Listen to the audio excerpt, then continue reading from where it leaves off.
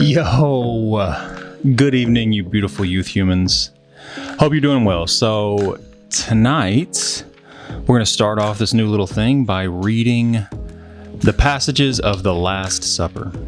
So we're going to read the version of the Lord's Supper, or the Last Supper, from the Gospel of Luke, chapter 22, starting at verse 14 in the ESV version. Verse 14, "And when the hour came, he reclined at the table, and the apostles with him. And he said to them, I have earnestly desired to eat this Passover with you before I suffer. For I tell you, I will not eat it until it is fulfilled in the kingdom of God. And he took a cup, and when he had given thanks, he said, Take this and divide it amongst yourselves. For I tell you, from now on, I will not drink of the fruit of the vine until the kingdom of God comes. And he took the bread, and when he had given thanks, he broke it and gave it to them, saying, This is my body, which is given to you. Do this in remembrance of me." I want to talk about an idea, right? One of the key phrases in there was this idea of remembrance, of remembering something very, very significant in those last moments. So communion came from this last moment that Jesus had with the disciples. It's one of the most sacred rituals that we have in the faith of Christianity, right? And it comes from this Last Supper experience that Jesus had with the disciples. In those moments, Jesus took a simple loaf of bread and a cup of wine, and he transformed them into symbols of his body and blood. And he urged his disciples to remember him through that act. Do this in remembrance of me. And in doing so, he left us with a powerful lesson about the impermanence of life.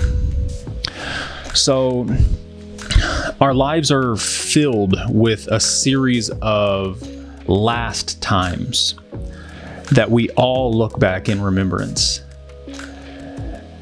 Jesus, in one of his final lessons to his disciples, he taught this to them. He taught them a way of remembering him. And we all continue to act out that remembrance to this day in our faith. So, a couple Wednesdays ago, I needed to get my key back to the church, so I had Jesse bring it over to the house. And I met him outside, and I was like, all right, show me this crappy truck that you bought, right? And so he took me on a ride in his new broken truck, but that's not the point.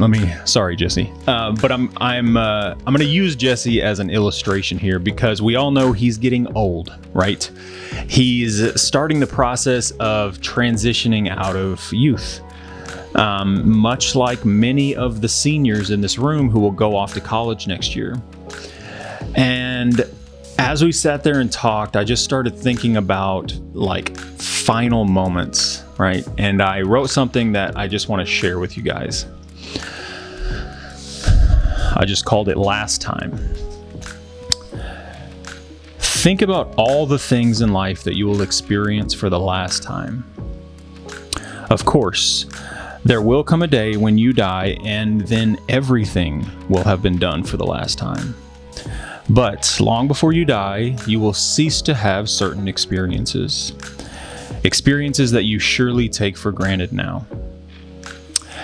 I am now a parent, and I wonder sometimes, when is the last time that I will pick up Silas, or swaddle him and lay him in bed, or read him a story?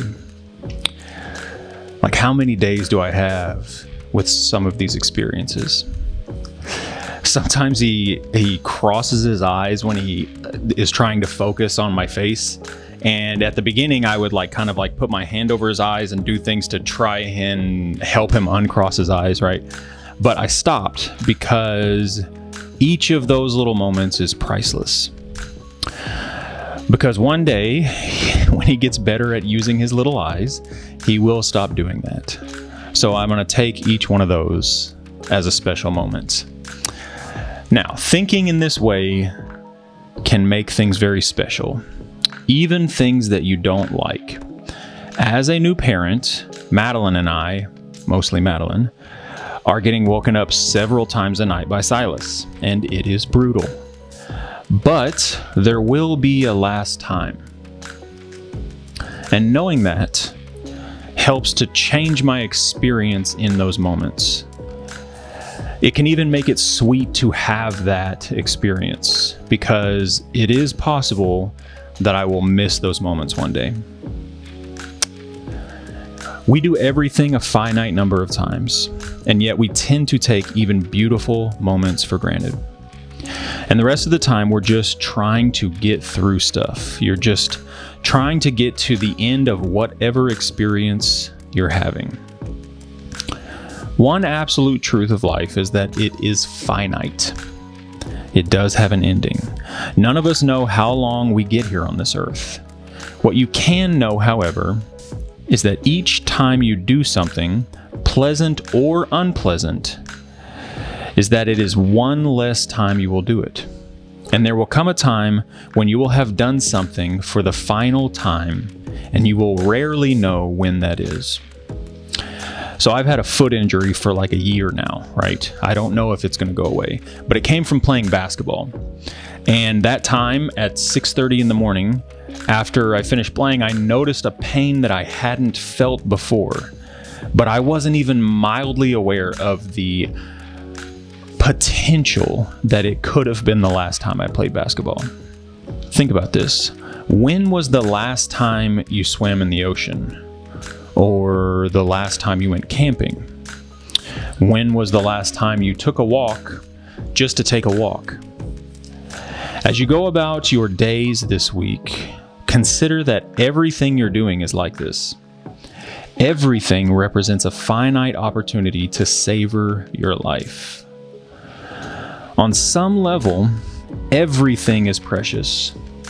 And if it doesn't feel that way, I think that you'll find that paying more attention can make it feel that way. Your attention is really a true source of wealth, even more than time, because you can waste time being distracted. So I just want to remind you to take a little more care. When you sit here and listen to me speak, pay a little more attention. One day I won't be speaking to you anymore. When you talk to a friend that you only get to see on Wednesday nights, appreciate that moment.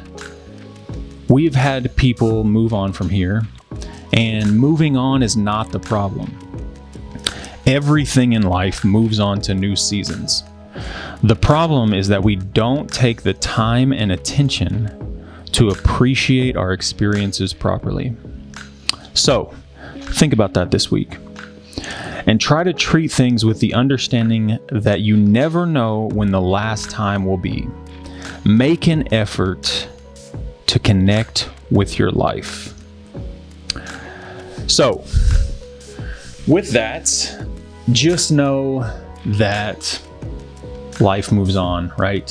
Things change, things have changed, things will continue to change. And instead of wasting your time and energy and attention on feeling mad about the way you think things should be, just focus that time and energy and attention and give it to each moment, just the way things are, and appreciate that it could be the last time that you have any given experience, good or bad. I love you guys. Hopefully this new format works out, because it's going to work out. But I have missed you. Glad to be back. Now I'll turn it back over to me. Love you. Bye.